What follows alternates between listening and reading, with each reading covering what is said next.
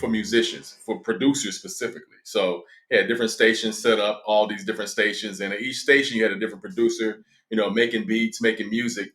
And that was the whole concept. So at the studio, what I did was I had we used to have these events where we'll have producers, artists all in the city come out, and then I'll pair them up randomly and give them like an hour to create a brand new song from scratch. And then from doing those, I was like, everybody loves collabing and finding other people to collaborate with, and find new people.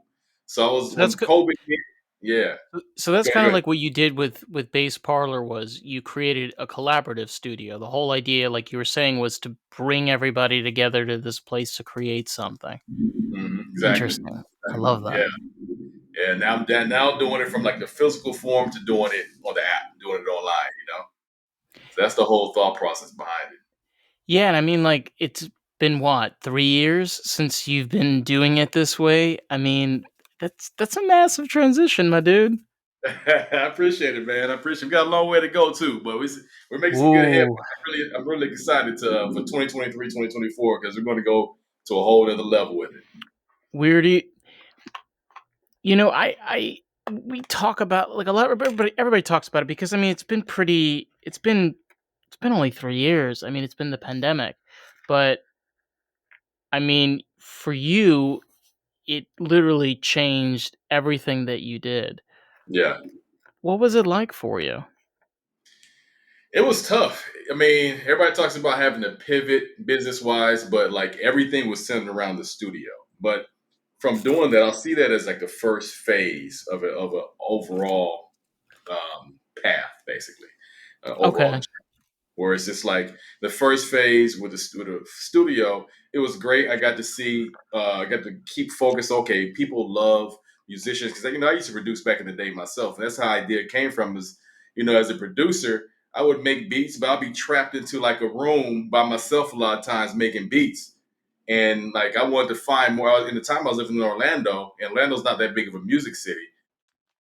And so I wanted to find people to work with. I wanted to find people to produce with, find people to record with. So I was like, what can I build that gives other producers the same thing? Well, But well, here's the thing though. That was kind of the beauty about like Nashville. And hmm that's why people, especially like even in the 80s, they were going out there to do R&B and blues and soul right, because you could just walk in there and it's like, "Hey man, got bass? Yeah, you got cello? All right, let's go. right, Want to make something? Let's do it." And just that attitude and environment and just like everybody just wanted to be a part of something creative and collaborative and wanted to support each other because right. we made it together, right? Yeah, yeah. And that's where the best music comes from. Look, from what I've Oh, seen, the yes. best music comes from you don't have a game plan. You just go in the studio. You might be a whole different genre, it might be a whole different field than the other artists, but y'all just create something on the fly. You know what I'm saying? It's just like that. I have a YouTube series called the Bass Parlour Mashup, where we just take two musicians, never met each other, never worked with each other before. We just go in Wow. the studio and just give an hour to create a brand new song. And there's been some like bangers made in 60 minutes from just coming together, being like, okay, because you don't have time to think. You don't have time to think about it. You're Right. just reacting. You're just You just going in and go. reading You're like, it. just do it. Right, exactly. Yeah. And some of the best songs I've heard have been come from that. Come from 60 that. minutes? That's all you're given is 60 minutes to make a song from start to Mhm. finish? 60-minute song, start to finish. Yeah, check it out. It's on YouTube called the Bass Parlour Mashup. Yeah, I'm gonna feature I'm gonna feature your channel on mine, of course, so Okay. like my audience can find your stuff. I love that. That's like, see, that's not just a challenge. hmm That's like a think tank. It's Yeah. like as an artist, you want to be successful. But if I put you in this situation, what can you give me like with your creative process with your mind if I hmm put you in this situation? You're right. Yep. Yep. And Yeah. I make sure that the artist have never worked with each other before. Because if you work with somebody before, you kind of know their feel, you know their vibe, all that kind of stuff. Right. But You know if how they they always progress have. their chords and stuff? Yeah, exactly. They always say, "Who am I pairing with?" I'm like, "No, you'll find out. You'll find out on D-Day. You'll Shh. find out." And so they come in ready to work, and they're just always excited. And so I always pair different kinds of musicians too. So like one episode I had like a guitar player and a poet. Another episode I Ooh, might have like I had a Afro beats producer and a hip hop artist. I had like that sounds kind of fun. an I can hear R&B like a good singer. like funky that Yeah. like I can hear like funky like maybe ooh like R&B house right then Hmm. and there. But you Yeah. know, it's interesting when you're making these like groups, Hmm. you have a poet and you have an instrumentalist. These are people that have complete opposite understandings of what each other does. Right. Like if you gave the opposite person the same instrument to do their tasks, it'd be like, I don't know what to do. Like, Yeah. Yeah. what would I do Yeah. They don't know where to here? start. They wouldn't know where to start. Right. Yeah. Yeah, that's kind of the beauty of it too, because it's just like, and they're not used to working with that kind of artist either. They're not used to working with that kind of person. They're just winging it. You know what I mean? But when you wing it, like anything else, you go back to your almost like when you first started. You don't even know what you're doing. You just going by just the seat of your pants. You don't know what. You don't have a formula because you haven't never done it like this before. And like some of the tightest stuff comes from it, man. For sure.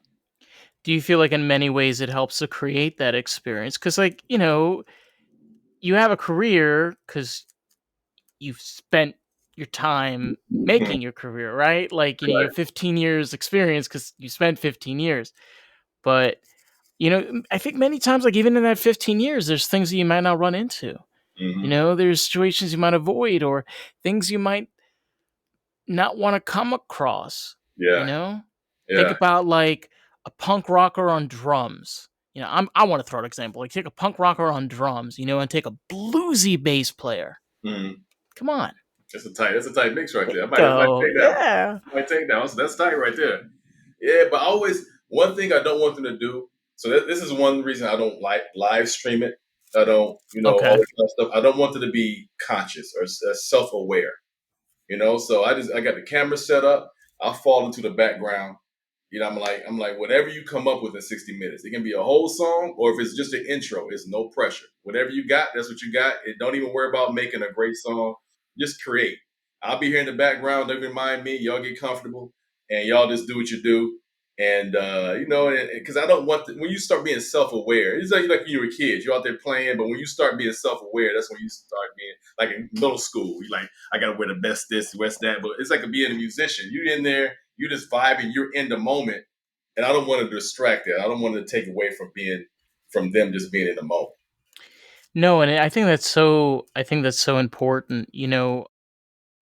I I had a guest on the podcast. He's out in Hamburg, Germany. Hmm. He's a filmmaker and an actor, and he's also a podcaster. But the interesting thing, like take a place like Germany out of all places. Hamburg was the place where the Beatles became the Beatles. And the reason is because they spent 8 hours tirelessly for weeks just performing and practicing because they were in their element. They were in Right. their environment. They were in Yeah. their zone to be able to. I feel it's such an important part of a progression of an artist, right? Hmm. Is getting in that zone, not having that pressure on you of like you gotta Yeah. succeed, you gotta. I don't know if that's good for Yeah. already traumatic brain. Yeah. No, no, I feel like it's like that in almost like every facet, or every like vertical. Like I have a background in sports, Ooh, and okay. same kind of thing. Like in sports, like I played college baseball. I played baseball my life, up through college, and it's just like when you're learning, when you're practicing. I couldn't imagine having a game time situation where you just in the backyard practicing, learning how to hit, learning how to throw. You just want to try to learn how to do it. But if you have that pressure on you, really never, you'll be so discouraged you wouldn't do it because you don't want that fear of failure. You have to have that time where it's just a safe spot where you can just like, okay, I'm just practicing my craft. I'm just getting better without the fear of judgment, all that kind of stuff. It's I just like think. the same in every facet of life almost. Oh yeah. I mean, even even the lives that we live right now. I mean, the vast availability and just the incredible share of knowledge that we have now as artists. I Mhm. mean, the underground scene today is more seen than they've ever had been seen Right. because of the internet. It's just, and it's only been what, 20, 25, 26 years? Yeah, if that. Yeah, right around there.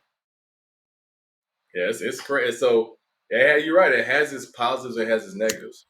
You know, I mean, I love so like everything I do is for independent musicians. So I love the fact that as an independent musician, you can go out there. You don't have to go through a record label. You can really go direct to consumer. I love that. I love that. But at the same time, because of that, you don't have the quality control that you used to have. No. And yeah, so well, as a consumer, I love it because I want to hear what I want. I want to hear everything, and then I can be the quality control for what I want. What I mean, I don't need anybody to filter it out for me. But at the same time, you have a lot more garbage. But I want to hear it all, though. I want to hear it all. I want to hear some. I want to hear some garbage. I want to hear some treasures. I want to hear a little bit of everything. Well, there's always, you always have to search for what you're looking for. Hmm. I think what makes somebody such as yourself, being, because you have to have a strong mind to do the type of work that you're doing. You have to be able to understand artists, and more than that, be able to understand the place, right? Things Right, are changing. To be the person that says, "Well, I want to stay old fashioned."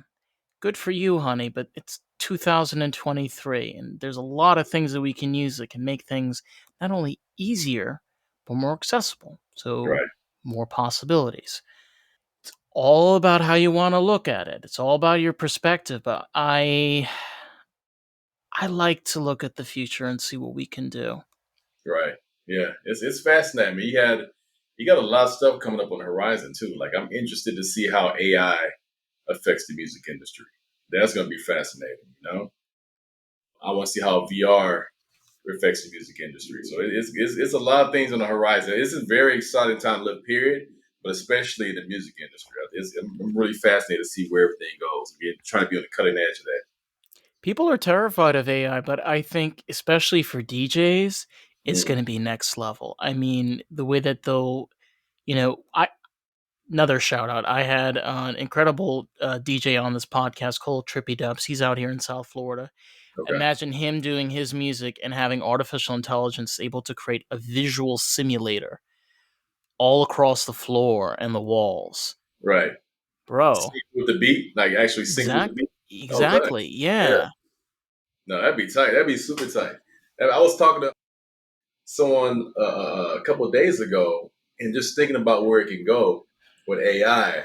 Well, I was thinking about you have a really big opportunity for songwriters, I think, because with AI, it can mimic different voices, and I mean, you can feed it different, albums from the past, albums from the present, and it can mimic whatever voice you want to mimic.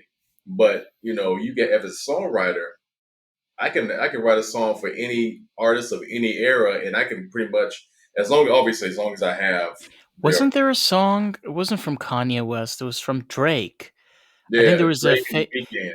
yeah, it was, Yeah, yeah, and it and it sounded went very like, close to him too.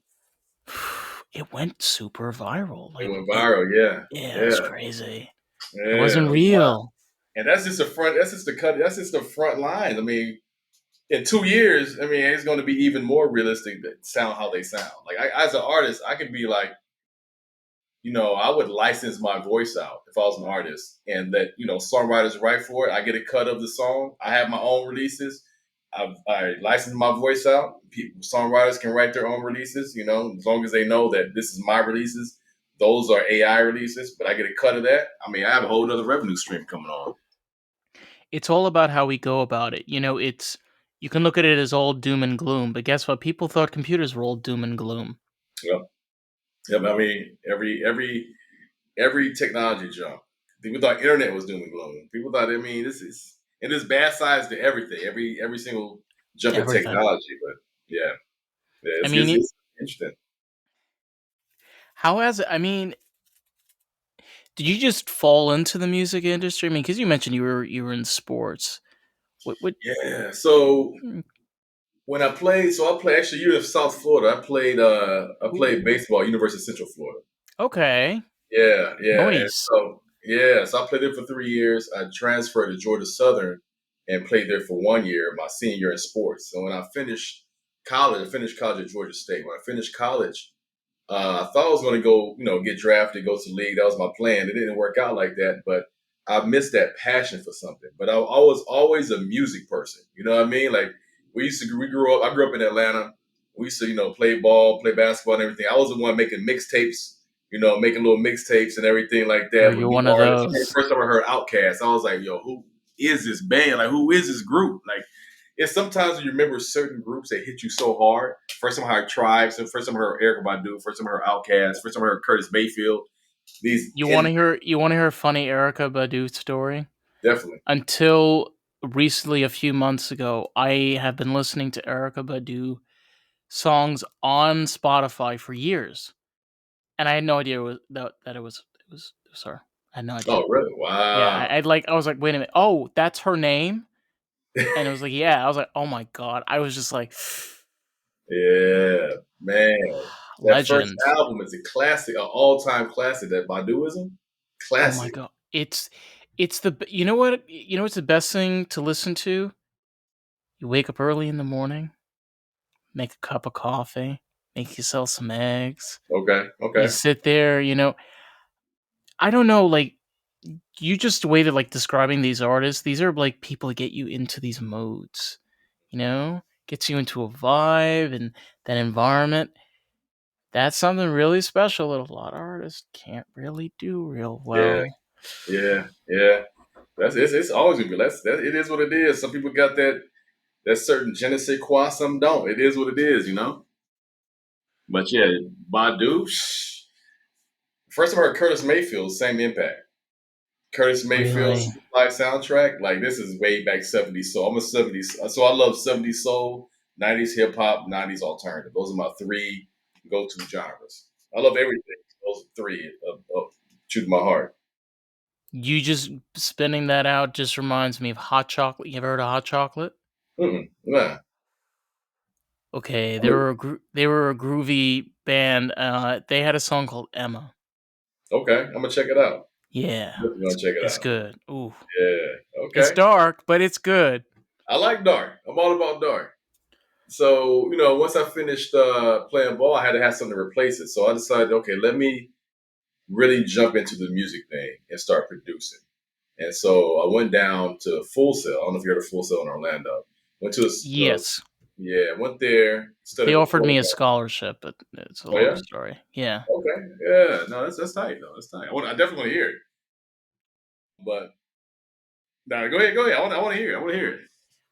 the they offered me a scholarship. The problem at the time was I didn't finish my high school diploma, Mhm. and they also wanted $40,000. Yeah, it's expensive for It sure. was very expensive, and Yeah. like I I went a different route as an artist. I still draw. I do digital art. I do Okay. audio editing, video editing. I do a mixture of different things. I'm a podcaster. Right. Life has a funny way of changing your path. Hmm. So I like how you're talking about your story because it's just one thing is like, okay, I guess I'm gonna go the other way, and it's just like, Right. okay, this is where we're going now. Yeah. Yeah. And got to be all in. Yeah. So yeah, the same thing like you're saying. So I just went all into the music.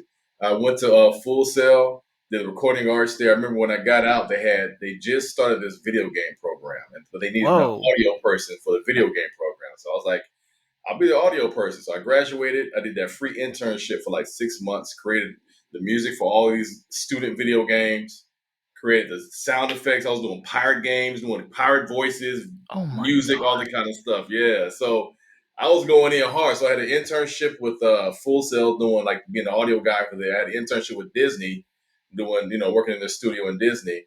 And then I got an interview at EA Sports.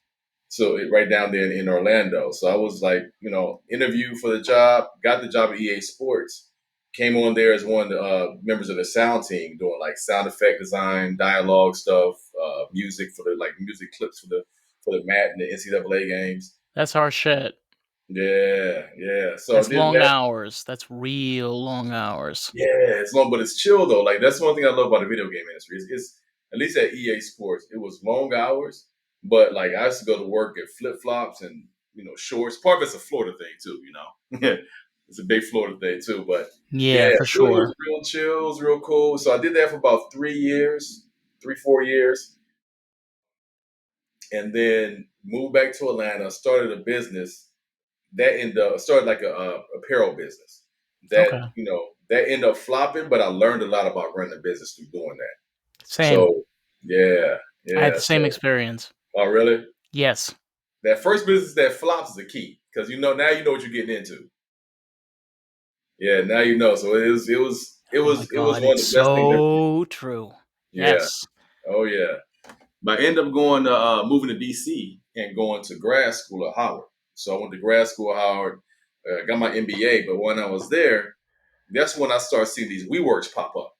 And I was like, nah, this WeWork, I mean, it was popping up all over the place. And I was like, that's a cool concept because that was the first time ever really seeing all those, what they call shared workspaces, co-working spaces. They're really popular in Europe. I lived in Israel for a few years. Uh, Oh my god, they're like huge. yeah, I bet. Everybody knows about WeWork. Yeah, and I remember the CEO or the co-founder, I think he was from Israel, right? I believe he was from Mhm. Israel. I Yeah. believe so. Yeah, he was from Tel Oh, Aviv. yeah.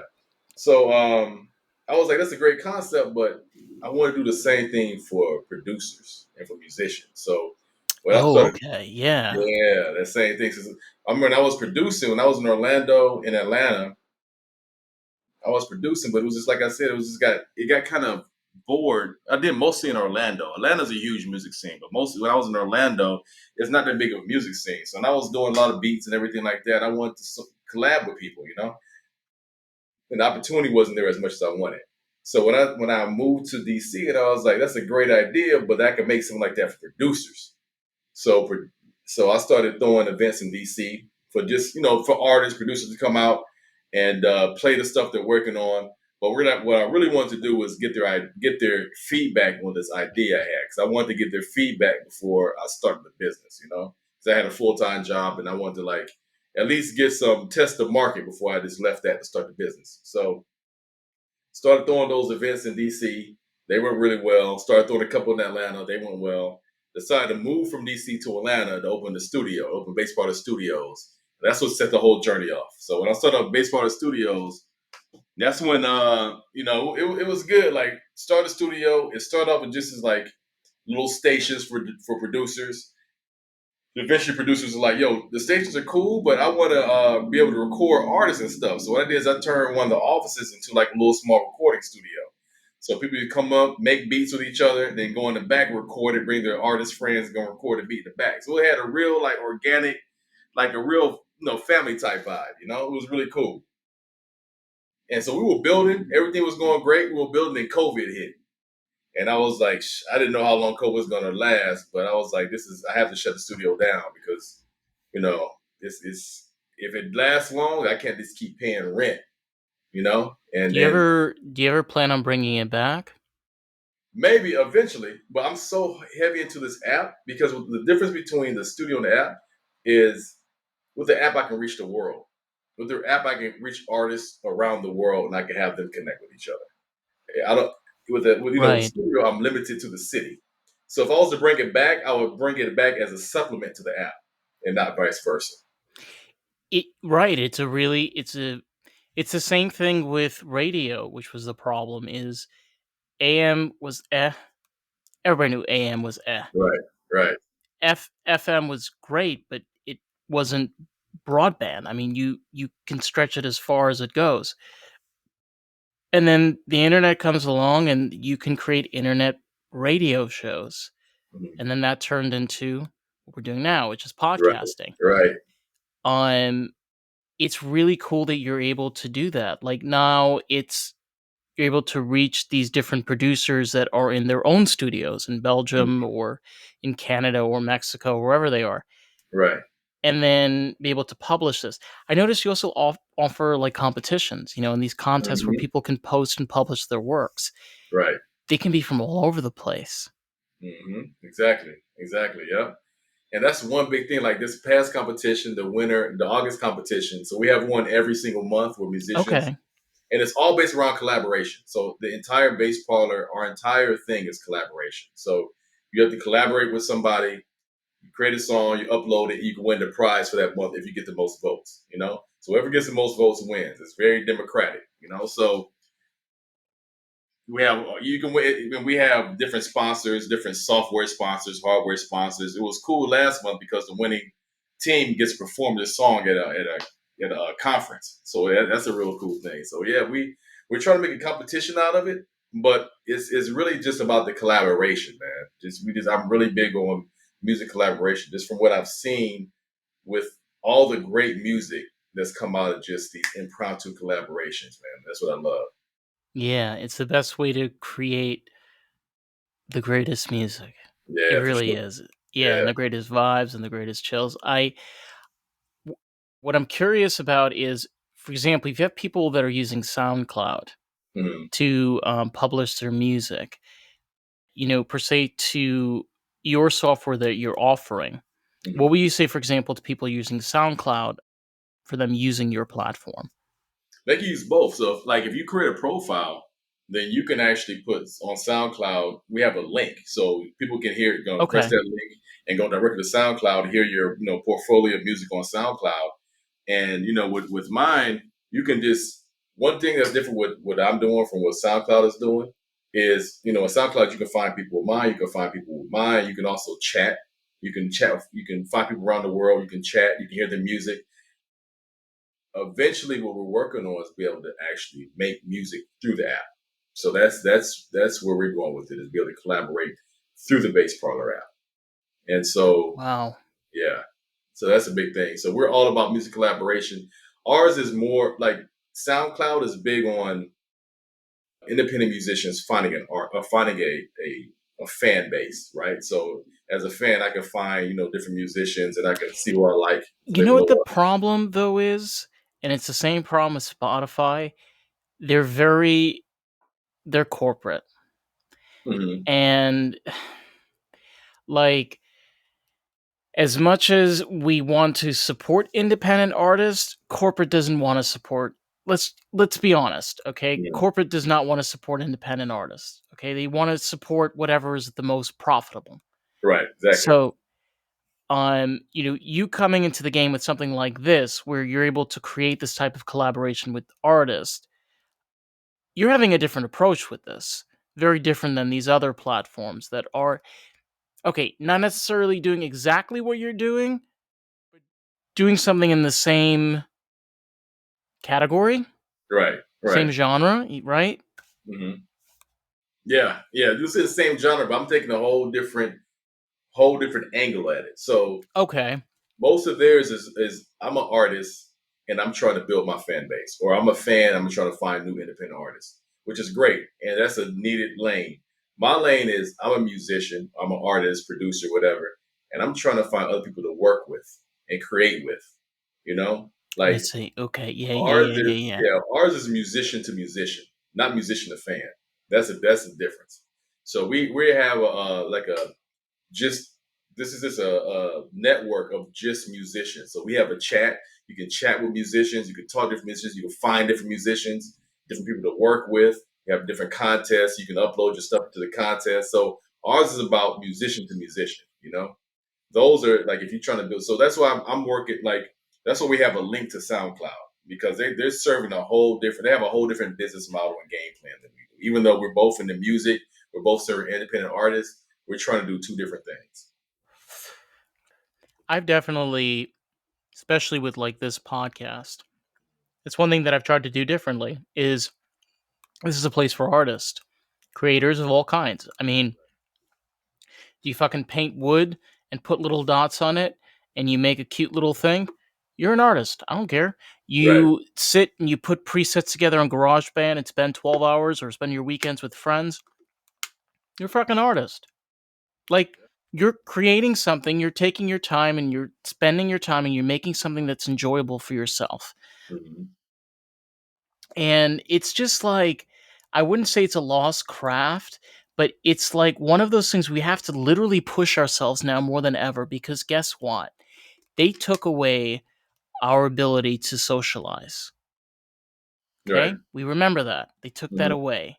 Right. What happens when you stop people from socializing and isolate them? A lot of things can happen, but one thing happens: depression. That's one big thing happens. Depression can happen. I mean, people are social animals, so we're going to find a way to socialize unless we're going to be depressed. And you can have a mental crack. And being able to realize that the most important thing, especially as an artist, is you not just need a community, you need a place to communicate with. Mm, Like that ability to be able to chat, that ability to be able to find, that ability to be able to communicate. It's again also about having yourself that education. You want to learn from other people, right? You're mm. curious about what other people are doing. You're curious what's different things that you can try. God, I hope that part of us humans don't ever die. I don't think it will. I don't think it can. I think that's like innately in us. I think that's something that we are. I want to say bred, but it's something that's innately in us from birth. Is we are this social animals. And I don't think that's anything that can change about that. But Right. we'll see though. I mean, because between social media, everything being done remotely and everything, we'll see how that works. But I think it's going to be integrated. Everything's going to be integrated to us socializing, even if it's not in person. We still have to have the interaction. Like I think that meaning comes through interaction. Purpose comes through interaction. That is an interesting thought Yeah. because y- isn't that something that a lot of times we think about is what's our purpose? Mm, You yeah. know, and we spend so much time interacting with the world around us, the people we work with, the people we socialize with. Do we ever come to think maybe yes, we're not in control, but maybe we are. Hmm. Maybe you're in more control than you think you are. Hmm. If you Yeah. really get down to it. Now I'm with you. I'm with you on that. I'm with you on that. I think we are and we aren't. I think that we are in complete control of what we do. And I think we lose, as a whole, I think we lose focus on what we do have control on because we're focused on what we don't have control on. Right. And so the things that we complete have we have no control over. But we're so focused on that, I think we lose sight as a whole. We lose sight of here's what I do have control of, and indirectly it affects all this other stuff out here that I'm focused on. But if I focus on this, if I focus on what I do have, like this sphere of what I do have control on, then a lot of times I'm going to get what I can control that through controlling this. A lot of times, I think that we lose focus on that. But I really think that meaning. I thought about this for a long time. I really think that purpose is always in context of other people.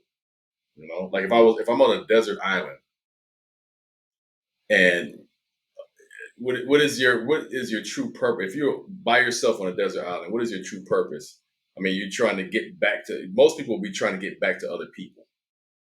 They would Yeah. try to get back to civilization. It wouldn't be paradise if if our purpose didn't come in context of other people. Then being by yourself on an island would be paradise, really, or solitary confinement could be paradise.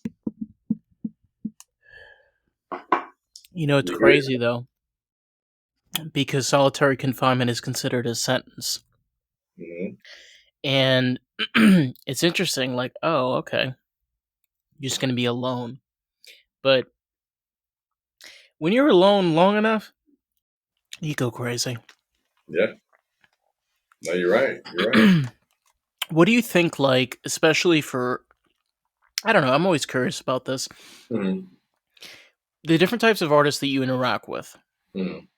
What would you say would be, I wouldn't say successful, but what do you think would be a key thing that you would take away that's something you can give over to people? Be like, these people are doing this. And this is a true sign of success. Do you see that or you don't? Because people talk about it and I'm like, I don't know. I feel What like I every think, single person is different. yeah, what I think as a musician is a true sign of success.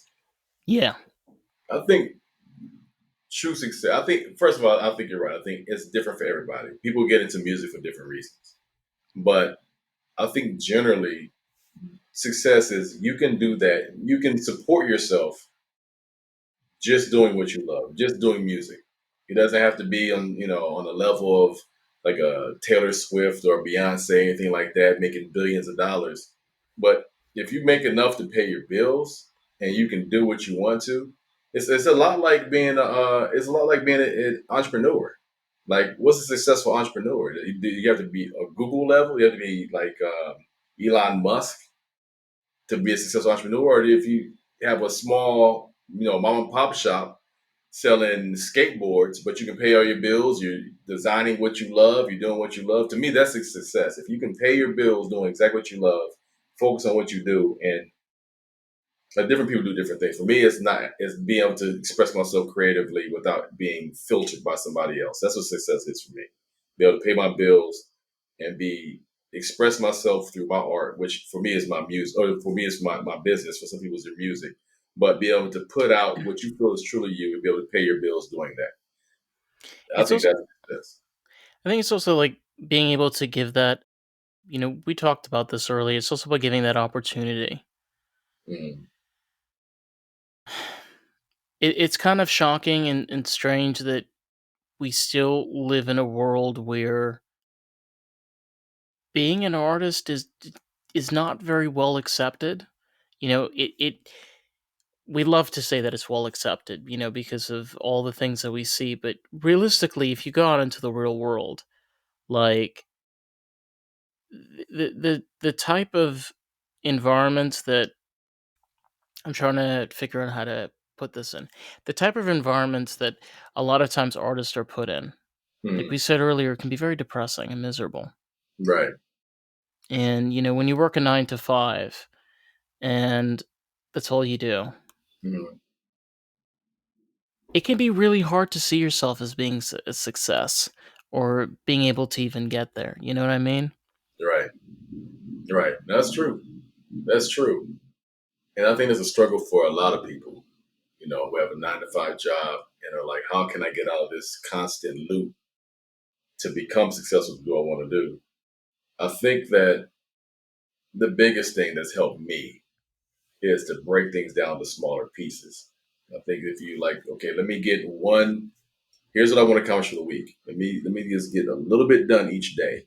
If you break for because for me it's like if you have this big goal that you want to accomplish, it's so daunting, it's so overwhelming. You're like, how am I going to get there? But if you can break it down to smaller pieces, and like I'm concentrating on getting this little piece done this day, and having these small accomplishable goals or milestones rather to get to this bigger milestone by breaking it down to smaller milestones. But it can be overwhelming, like because it's like I understand if you get 9 to 5, let's say you have 9 to 5, you get off. By the time you get back home, get settled in, might be 6:30. How you gonna like? You got to go to bed like 10:30, 11 o'clock, so you can get back up. You know what I mean? Like it can be a constant thing, but you just gotta. I think it's something that so many people go through and break out of. It can be done. It's possible. So how can you do it? And then I think just breaking it down from there, making these small milestones. If you can dedicate 2 or 3 hours a day, I think that everybody can break out of it. Yeah, it is. It truly is about mindset. Hmm. And I think you're right. It can be very daunting when you look at it's always great to look at a big picture, but Right. the same way you look at a bird's eye picture of Manhattan, you're like, holy shit, that is so much. But if you kind of zoom in, you're like, okay, there's the road, Hmm. there's the sidewalk. Okay, everything starts to be clear. I think it's really important to be able to have that perspective of where Yeah. there is that big picture. You don't need to focus on that. You just Right. gotta focus on right here. Yeah. Yeah. Now I like the imagery of like looking at Manhattan or looking at New York and being like, how am I going to like the first thing I thought about was like if you're a cab driver and you got to learn the city of New York, you're like, Oh, how are you they just are. yeah, I don't know. It's a New York secret that I don't think they don't use GPS. Like that's the thing. You know about an OG New York, like cab driver. There's no phone with Waze. nah, no, they just know it. They just go through. They know the whole thing like the back of their hand. But I'm sure they start from a point. But it's encouraging to me to think they start from a point where they were new to the city and didn't know anything about it. So it can be done. Yeah, of course. There's no way that they were born that they knew every single street of Manhattan. Right, right. So like if they can do it, that's always encouraging to me. If I think someone else did it, so I can do it too. You know what I mean? So it's just a matter of break. So I'm sure. I mean, they might have started with a different section or street, but however they broke it down, they figured out how to get it done. I see this. I see business, being a musician. I see all that the same way. Yeah, and it's kind of interesting because when you look at artists, especially musicians, Mhm. there's an interesting key of a lot of times things get lost. But I talk about this. I don't know if you ever heard of them. They're called Big Star. Mhm. They were a country kind of like proto indie. Okay. Okay, I'm gonna go there. Okay. Band that they had technically two albums released. One was kind of black, under the black market kind of shit, Okay. but nobody ever heard of them. Mhm. Like they were just very unknown. But the interesting thing was like today, I just recently found this. Like there are people that are like what you probably would have never heard of 25 years ago, but all of a sudden they're the newest thing that everybody's talking about. And it's like, wow, would you ever think that you would live in a generation where somebody that would probably never have that pedestal, Mhm. never have that spotlight, is now? Yeah. It's just so weird. I don't know. Yeah. The peak said now. That's wild. Now, that's wild. That's something else. It's like one thing that I've been looking at a lot lately on YouTube for some reason. It's been fascinating is to like I told you, I love '90s hip hop. They have all these different channels now showing like a father and son, or like someone in their 20s, never exposed to like Outkast, never like heard and listening to or like any Nas, Yeah, Jay Z, any of the stuff that I love MC growing up. Hammer, Yeah, Vanilla Ice, MC Hammer, yeah. Salt and Pepper. Yeah. But yeah, so like listen to the first time and getting their reaction. It's almost like I'm reliving me hearing it for the first time through watching them hear it for the first time. It's kind of interesting. Yeah, oh my god, I think it wasn't Nas. What did I play for my mom? Oh my god. Oh, it was Wu-Tang Clan. Yeah. So, my mom has never heard Wu-Tang Clan before, like Uh, ever. right. And I was like, "You've never?" She's like, "No." And I played it and she's like, "Oh my god, this is good." And I'm like, "Yeah, I Right. told you." It's just that experience of like that wow, oh my god, you feel that too. Cause you're sharing in that moment. You're sharing in that experience. You're like, cause you're sharing what you love with somebody else and they're sharing Right. that back with you. I don't know. It's just we're weird as humans. Yeah. No, that's intimate. It's an intimate thing. We can share something. Yeah. What was the movie, music, whatever it is, like sharing for some art, specifically art, when you share with somebody else and you can expose into something that you love. It's beautiful. It's vulnerable. It's like it's a lot of things mixed into one. So yeah. What do you when you listen to music, do you like listening to like the lyrics or do you like the beat in the back? You like the I'm sound? more of a lyric guy. I love the Okay. beats. I'm being having a background production. I love the beat, but the lyrics is what makes it generational to me. You know what I mean? Like Okay. beat changes. Like I can hear beats. Like for instance, I'm a big Tribe, a De La fan. De La Soul. Okay. The beats are outdated now, especially with De La Soul more than like Tribe.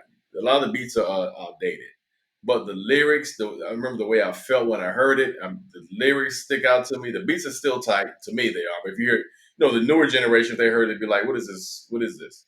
But for me, so I'm a lyric guy. So that's first and foremost. And I love lyrics that like dark. I love dark lyrics. I love lyrics that challenge you. I love lyrics that are vulnerable. That like one of my favorite albums actually is Jagged Little Pill, Alanis Morissette. It's because it's so raw to how she feels. That's a crazy album because the lyrics are just so raw. Anything that's just raw and just pure Wait, vulnerability it's and called Jagged. I gotta see this cover. Jagged Little Pill. You ever heard that album? You No. gotta check that out. That's Alanis Morissette. I think it was like it probably sold like over 10 million albums. Like this is a 90s. This is like mid 90s. It's crazy. It is a Ooh. listen I to the gotta lyrics. listen. I gotta listen to this. Ooh. That Yeah, is a cool ass cover. It's so 90s. yeah, It's yeah, so definitely. 90s, but I love that. Uh-huh. There's Ah, another there's another artist named David Gray. I'm a big fan of. He's from he's from England.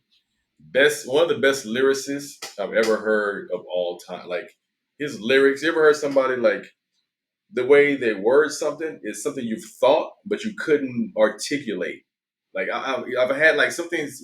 I've heard some of his lyrics from like I've thought that same thing. I just couldn't articulate it like that. um, first person that comes to my mind is Mhm. Marvin Gaye. Okay. Okay. Yeah. That's a Okay. generational artist right there. Yeah, Marvin Gaye something else. Oh my god, you sit there. I have one of his albums. You just sit there and you're just like, because you can hear like the love of like people around and just coming together, and you can hear his words. Right. That's the whole thing about Marvin Gaye, is you want to hear his voice. Oh my god, it's so true. Like there is a different way of looking at music when you just look at the lyrics, Mhm. cuz that like emotion that comes to it, whoa, it's powerful sometimes. Yeah, yeah, it is. So for me, the combination of lyrics and live instrumentation, there's nothing that beats that. Like Stevie, I mean, I know you heard Stevie Wonder, but it's a Of course. specific albums you have to hear from Stevie Wonder, like Which ones? songs in the key of life. I don't That's think I've that's heard that before. man, oh man, you got man. I always like, the problem is they always shuffle in like the same songs over, and Yeah, I'm you like, can't like the pop song, like his poppy stuff is is good, is great, but you got to go deep into the albums and hear a lot of the stuff that didn't make the radio. The it's the radio same cuts the thing radio, with it's the same thing with Prince. right? Literally the same thing with Prince. It's just like, do not throw them on a playlist. Just go through the. I'm serious. You got to go through the album. Yeah, exactly.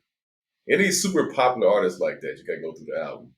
Like for me, Curtis Mayfield does it too. Like listen to Mm, Spotify soundtrack. That's a great. yeah. The instrumentation is he has a lot of uplifting lyrics. Like it's I'm a lyric person. If I had to pick one, it all because to me like instruments are almost like lyrics to me. Like when they speak to you, like when someone play, like for me, horns and strings. If someone can like killing the cello in the background, or like is this to me it's almost lyrical. Like you can feel the emotion of the instrument without the words. Oh You just- yeah. I sometimes will love. I know this is so dumb. I used to work with somebody that loved jazz. I still love jazz, and I will just put it on, yeah, and it's just random instruments playing. But I don't know. It's weird because jazz like kind of tells you a story without words. Best way to explain it. It's just yeah, like, you don't want the noise of lyrics sometimes, because like, if you're busy doing editing and stuff, it's mhm, a little bit cumbersome. right, But jazz gives you that added benefit where you don't need to have that. But it's so hard to explain that to somebody. They're like, "What the hell are you talking about, bro?" yeah, yeah. You have to Now, I feel you though. experience it. You experience. How can you? how can you explain music? It's something that's so visceral. You know what I mean? Yeah, how do you Or like the explain primary music? colors to someone who's blind. Like, how can you? Where do you even get started with that? You know? Is this? You just have to. You have to feel it. You just. That's what I love about music. It's so you don't have to think about it. It cuts through all the BS. It cuts through all of the like intellectual side of us. When you feel it, you just feel it, and it's not. You don't have to. You don't have to like reason with yourself that I like it. You don't have to convince yourself to like it. You know, it's just immediate, It's right then and there. right then and there. Yeah. It's kind of interesting because it's like the universe is just like, this is what's happening. Hmm. And I was talking with somebody. I was talking with Carissa. She's the co-host of American Groove. It's like the universe is an interesting thing because we've talked about of how like how much control that we have. Because in like the split of a second, you can make a decision that you would have never made before in your life, like going on stage for the first time. Right. You know, the person before you has never gone on stage, but now I want to give an example.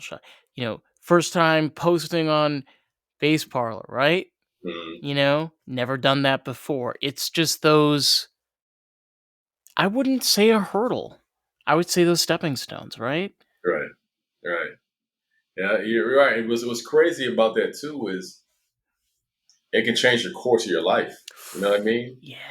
When you hear about like if you listen to like comedians, a lot of times they might have started going up there on a dare, or they might have gone up there because it's like, oh, I might be good at that. Who knows?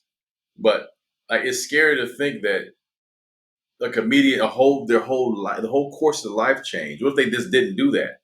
They would be doing something completely different. It's just how random life is, and how like being in that moment and just saying, "Fuck it, I'm gonna go for it." You know, I'm just gonna do it. I'm gonna try it. Can change the entire course of your life, and it's scary. It's fascinating, but it's also scary. In what way? It's scary because it's like, what if you decide? You think about the times that you decided not to do something, and how random it is. Like how the times I decided not to do something, what if I did it? The times I decided to do something, what if I didn't do it? Then my entire life would change just on a split second. Just on a split second, decide to do it or not to do it. And it's like it's not planned. It's not. It's a lot of times it is, but a lot of times in life, just split second decisions is everything. I know. Yeah. So to me that's scary. It's just the lack of it's just scary how random that can be. I think I think it's all about chance. Mm, I the expectation of, wow, this is a tongue twister. The expectation of expecting something to come to you mm, is unrealistic. The fact that I know this may sound harsh, but the fact that you think that your great bass player is going to make you successful, you think that you're great on piano is going to make you successful. I don't think that's what makes you could be the greatest piano player in the world, but everybody could hate you. Doesn't matter. mm, What matters is that, what are you doing? mm. Why are you playing this? Right. If you can't, I this is how I feel because I play guitar. If I can't answer those questions, then why am I playing that instrument? Yeah. That's yeah. I like that idea. I heard something this past weekend that really stuck with me. I was at a conference, and one of the panelists said, "Don't pursue success, pursue fulfillment."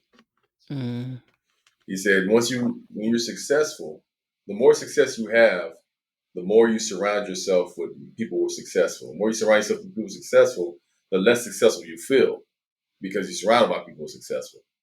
The less successful you feel, the more that you have to try to pursue more success in order to feel, capable and like you're with the rest of the group that you're with. But when you pursue fulfillment, that's a whole different thing. Like what feels good to you. Like, what is it that you like? Kind of what you're saying. Why are you doing what you're doing? What is it? Forget about success. Why are you doing it? How's it feel?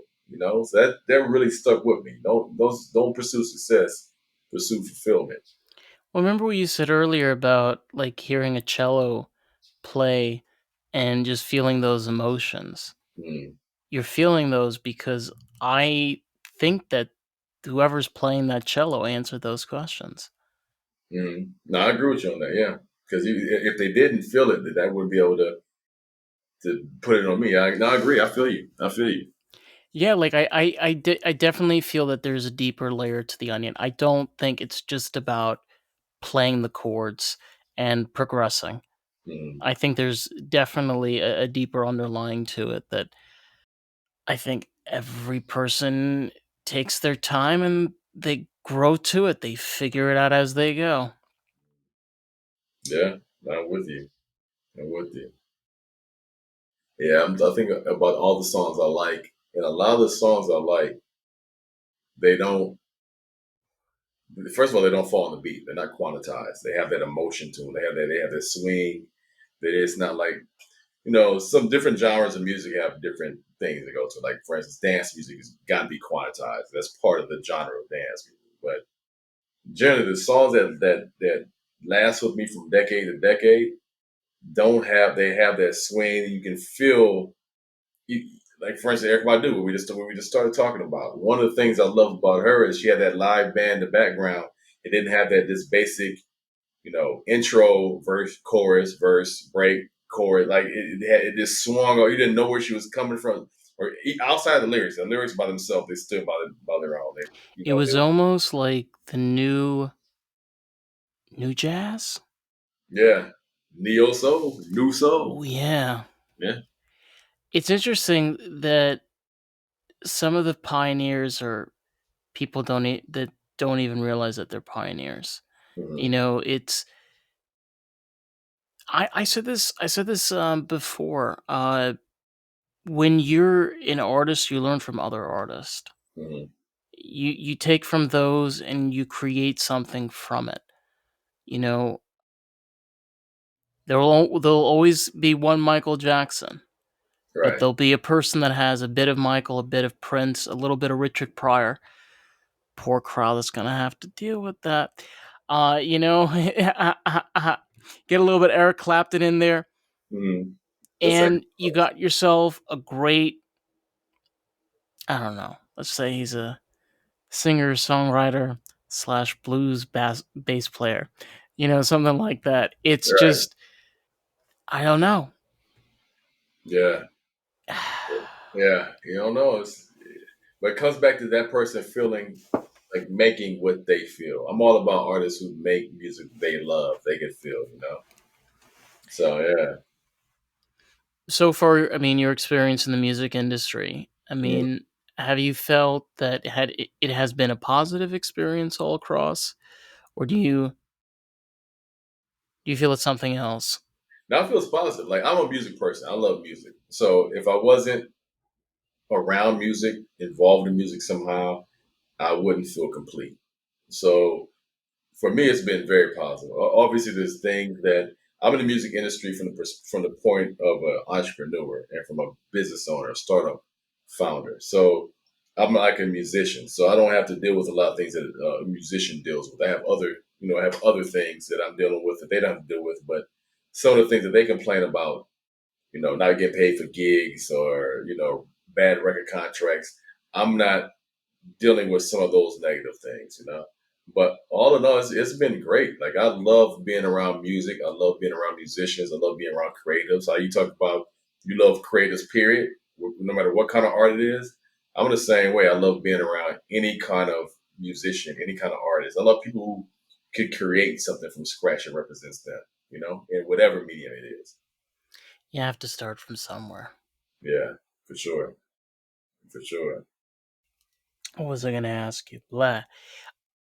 What is one thing that you want to leave off? Like something that you feel inspired by and something you want to share?